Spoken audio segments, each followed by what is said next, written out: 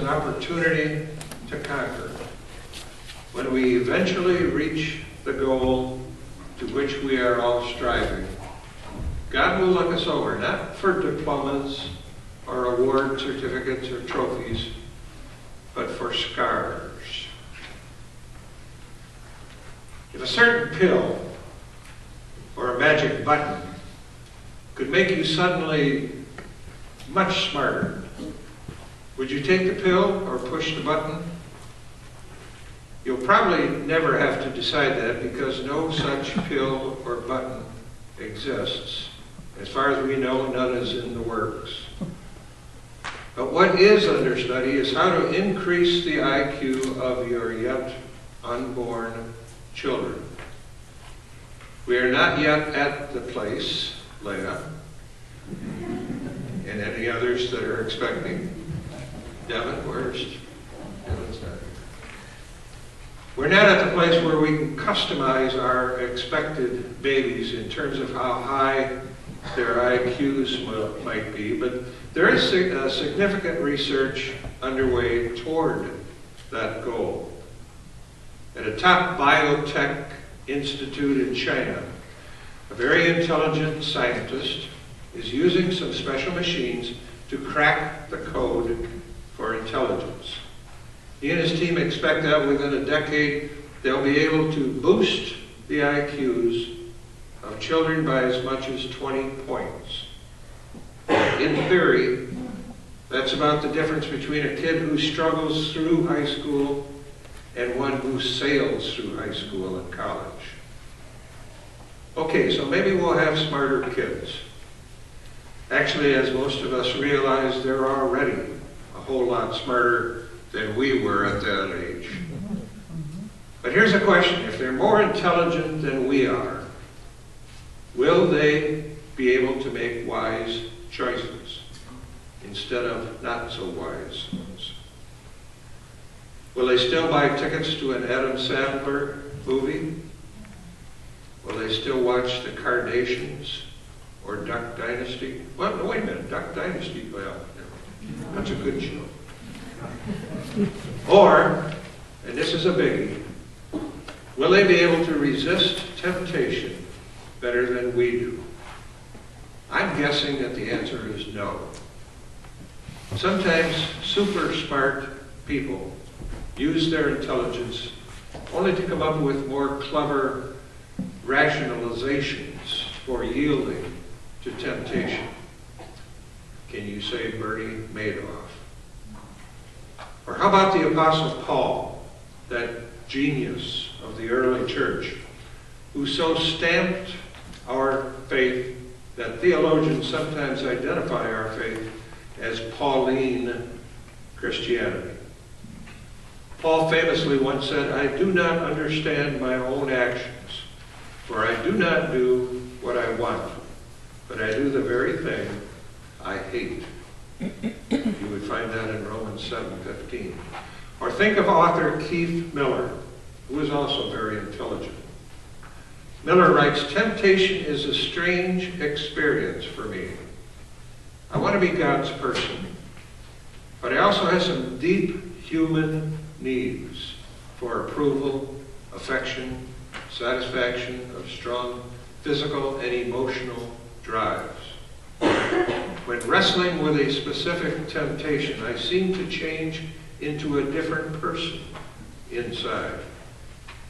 I have a kind of tunnel vision and only see the object of my resentment, greed, or lust. Everything else is blotted out. I am no longer the smiling, friendly Christian, but instead I am an intense and sweating stranger. Yet not a stranger, for I know myself so well. Reason waits outside the door of temptation for me. I argue against my conscience, and I dazzle myself with agile rationalizations. By that time, the battle is usually lost." End quote. I didn't write those words, but I think I could have. He's describing me here. How about you? Even more to the point, let's think about Jesus. If anyone was likely to have the perfect DNA, it would be the only Son of God. But our reading that Jack shared with us and that Lynn shared with the kids finds Jesus in the wilderness, tempted by the devil. Admittedly, the things he was tempted to do wouldn't tempt us, since we don't have the ability to turn stone into bread, or jump off the temple without injury, or command the kingdoms of the world. We can't do those things. But there is no reason to think that the strong power of his temptations was any less than ours are. As the writer of Hebrews puts it in chapter 4, verse 15, "For we do not have a high priest who is unable to sympathize with our weaknesses, but we have one who has been tempted in every way, just as we are, yet was without sin."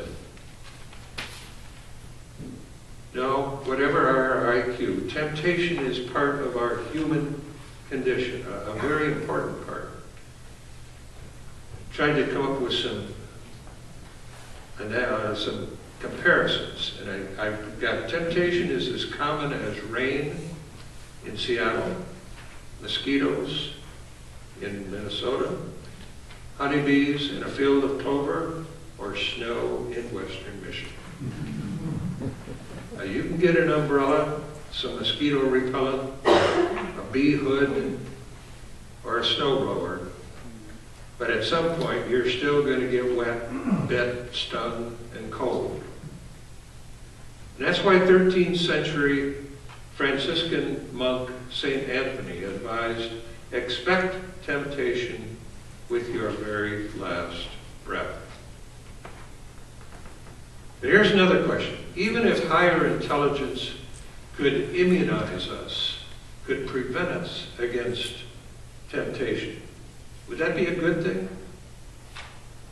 Certainly what it says in the Lord's Prayer, "Lead us not into temptation," would seem to suggest that it would be a good thing. But the account of Jesus' temptations make us wonder. In fact, could Jesus have accomplished what he did without this time of struggle in the wilderness? Could he have done the will of God without first confronting those temptations? As Matthew records in the story, the whole point of the temptations Jesus experienced in the wilderness was to drive a wedge between Jesus and God. That Jesus did not yield to that temptation means that he stopped that wedge from being driven. The writer of Hebrews linked Jesus' temptations with his ministry when he said in chapter 2, verse 18, "Because Jesus himself was tested by what he suffered, he was able to help others who are being tested."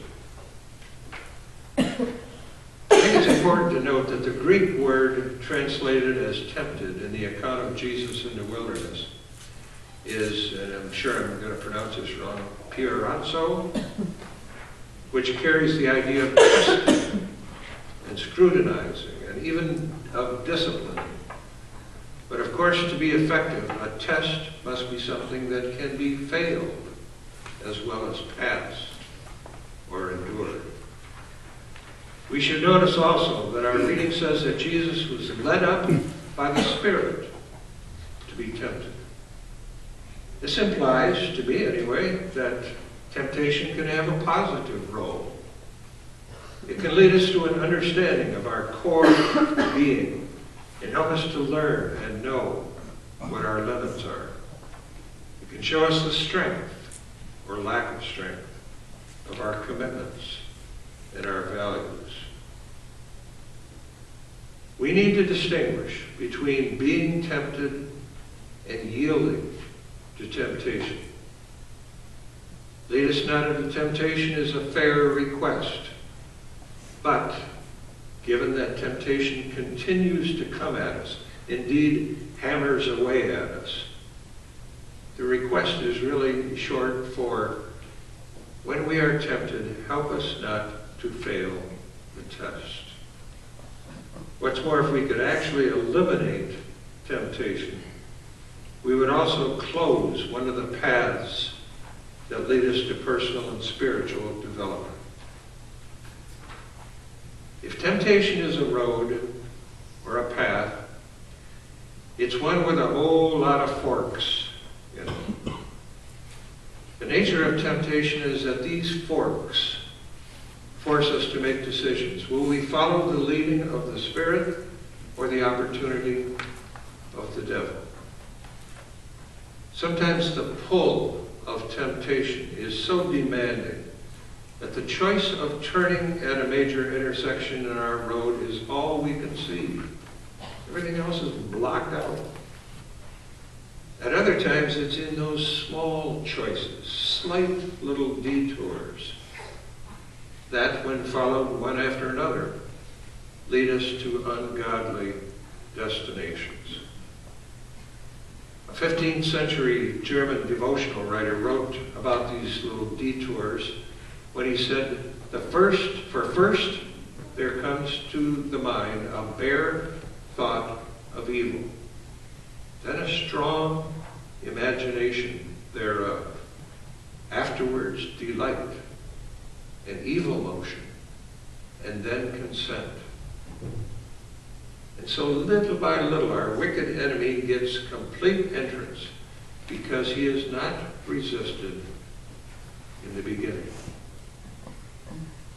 End quote. The Bible notes that same sequence by using 4 verbs when it tells of David's sin with Bathsheba. Everybody remembers that story, I'm sure. It's told in 2 Samuel chapter 11, verses 1 through 5. First, King David, from the vantage point of the palace roof, saw Bathsheba. Verb number 1. Then he inquired about her. Next, he sent his messengers to get her. And finally, he lay with her. Now, there's no sin in the seeing of Bathsheba, but that was a small fork in the road. And by inquiring about her, David was making the first of a string of decisions that would lead to moral collapse. The problem with temptation, of course, is that we don't get to make just one big correct choice and then the battle is won and done and over with. If we read it in isolation, the account of Jesus in the wilderness can seem that way. Jesus refused to yield and that settled it. But if we read on in Matthew, we find that when Peter tried to get Jesus to stop saying he was headed for suffering and death, Jesus replied, "Get behind me, Satan. You are a stumbling block to me." Jesus was revealing that the temptation to turn off the road that God wanted him to travel on, to take one of those forks in the path, that was still going on. So we, like Jesus, we have to keep deciding day after day, again and again, maybe in different circumstances certainly, whether we will be one who God calls us to be when we're standing at that fork of the road, or whether we won't. We may not be tempted by the same things that tempted Jesus, but our temptations have something in common with his: to mistrust God's willingness and readiness to strengthen us to face our trials. Paul heard God say to him, "My grace is sufficient for you, for power is made in weakness." 2 Corinthians 12:9. And the forks in the road are good places to remember that for our ourselves.